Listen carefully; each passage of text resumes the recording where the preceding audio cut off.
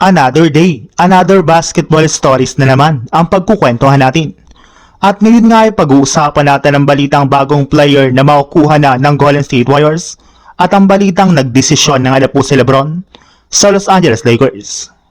Isang linggo na lang naman nga po ang natitira bago sumapit ang 2026 NBA Draft at marami-rami na rin naman nga po ang mga manlalaro na pinapag-workout ng Golden State Warriors sa loob ng kanilang pasilidad ng mga nagdaang araw. At karamihan nga po sa mga fans ay nagre-request na sa JSW na isang adepong center ang dapat nilang kunin sa darating na NBA Draft upang sa ganon ay hindi na nga po sila gumamit pa ng tinatawag na small ball lineup. Sawang-sawa na nga po ang kanilang mga fans sa paggamit nito parati sa kanilang mga laro at hindi rin naman nga po ito epektibo. Pero ayon na rin naman nga po sa ibinulgar ng isang Warriors insider, hindi rin naman nga po balak ng JSW na kumuha ng center sa draft. Ibig sabihin, hindi na nga po nila kukunin pa ang matagal nang nakadikit sa kanila na si Aday Mara kahit man maging available pa ito sa ika-12 overall pick. Mas gusto nga pong kunin ni Coach Steve Kerr ang 6'8" power forward na si Yaxelan DeBoard, gayong plano nga po itong itandem kay Kristaps Porzingis sa kanilang frontcourt.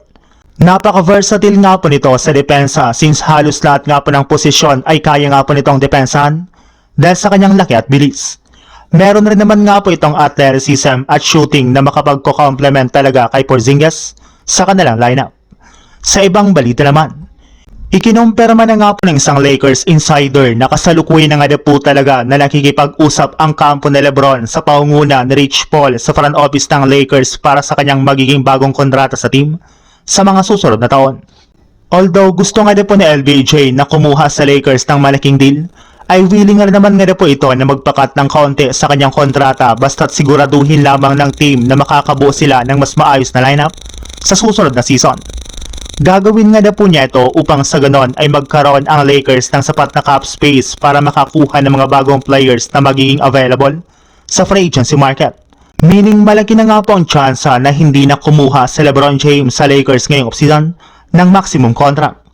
It's either kumuha na lang siya dito ng mas mababang kontrata na posibleng abutin ng 25 to 30 plus million dollar. Since sa ganitong klaseng paraan nga po ay mabibigyan sila ng tsansa na makabuo ng mas magandang lineup kumpara ng mga nagdaang taon.